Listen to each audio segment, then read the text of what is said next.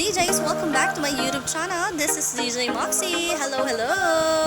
For today's video guys, ito po yun. Gagawa kami ng special cake.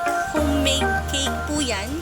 Steam cake na ginawa po ni Mami Jasmine. At tinulungan ko po siyang mag-whisk po netong para pang icing po namin. Sa sobrang init po talaga ng panahon ngayon. Napakahirap po talaga mag mano-mano. Lalo na pag ganito, hand mixer lang yung gamit namin para mag-ano na itong icing para doon sa chocolate cake na ginawa po ni Mami Jazz. So natikman ko po kanina yung chocolate cake, yung sponge niya. Sobrang sarap-sarap na sarap po talaga ako sa pagtikim nung cake na ginawa ni Mami Jazz. Sobrang sarap po talaga. Kaya habang ito, wini-whip po namin, so magde-design na po tayo. Ayan. And tcharan!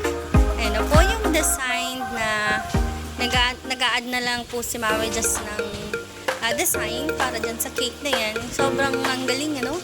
Wala pa yung mga gamit na yun lang yung ginamit ni Mami Jazz sa pagbe-bake po ng cake. Steam cake po ito. Sa steamer lang niya niluto. Tapos, ayan. So, additional design para dito sa cake na ginawa natin. Sa ginawa ni Mami Jazz pala. Tsaka para magmukha talaga siyang sobrang special na special po talaga.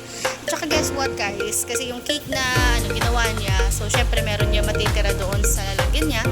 At tinikman ko and ang masasabi ko talaga ang rate niya is 10 out of 10. Kung pwede pa nga gawin nating 11, charla.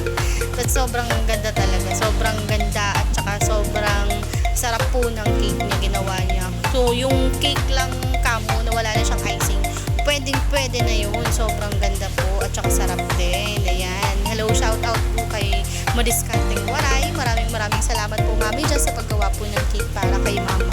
Thank you so much po. Sobrang ayan. So nakikita niyo po sobrang ang sarap niyang tingnan.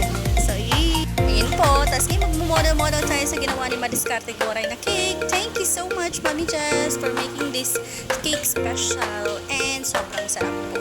Thank you guys. Bye!